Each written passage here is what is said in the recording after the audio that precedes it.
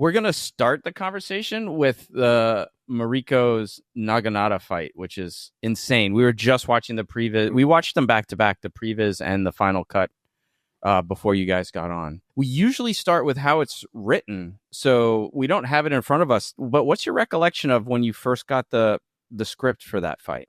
Well, that just blew me away. I knew we had something really special to work with. I got really excited about that episode.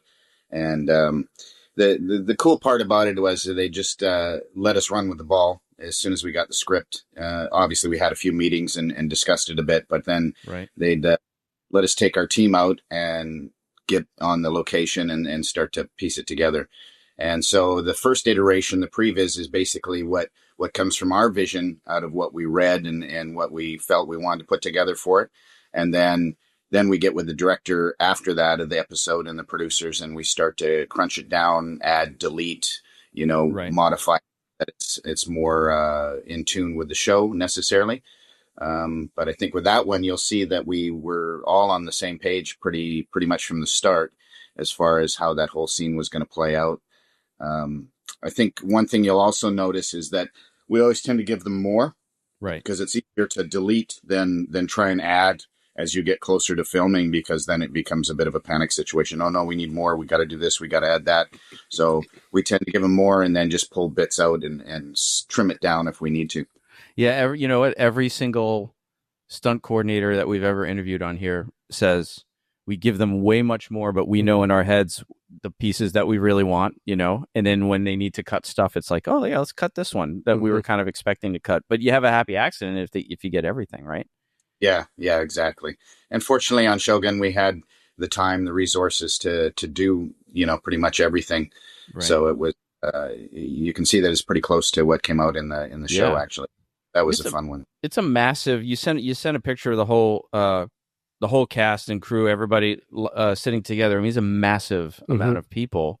And I know, Sharlene, you were stunt coordinating also, and then Lauro, you were second unit directing. Like, so how does that dynamic work? Like, are you changing hats back and forth, and then you also, I know you had coordinators or fight coordinators from Japan. I mean, this is a massive team that you had to manage.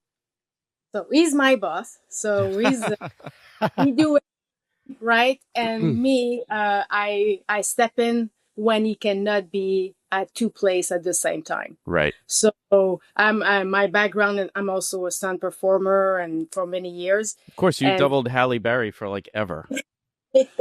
Like her whole career. Yeah. Let's get something straight for the record. When she walks on set, I tell the guys, "Okay, here comes the boss." So you're. That picture is not the cast and crew. That is the stunt team for that particular episode. Oh, copy. Okay, because I saw two. Did you have? Because I saw two people. It looked like in Mariko's. Okay. Yeah. We did have Anna Sawai in the photo. Come jump in. So she's the only other cast member. I mean, stunts are considered cast, but that's sure all the fighters and doubles and stuff like that. Yeah. So that makes it even more massive when you add everybody else that has to be factored in on the day, right?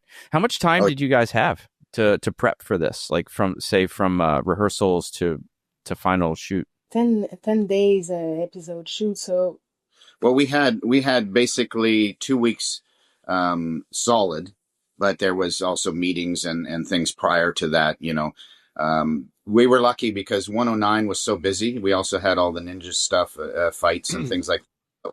We had so much to prepare for on that episode, but the previous episodes to that were slower and not as much action. So that gave us the time frame to actually rehearse and previs all those things in 109. So we really got lucky with the way the scripts panned out and things like that.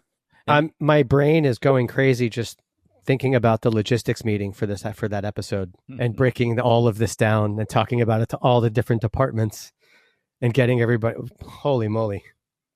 We were lucky from the start. Everybody was really on the same page and really understood what we were after. And Justin Marks and all the directors that came on, and Frederick Toy was the director of this episode.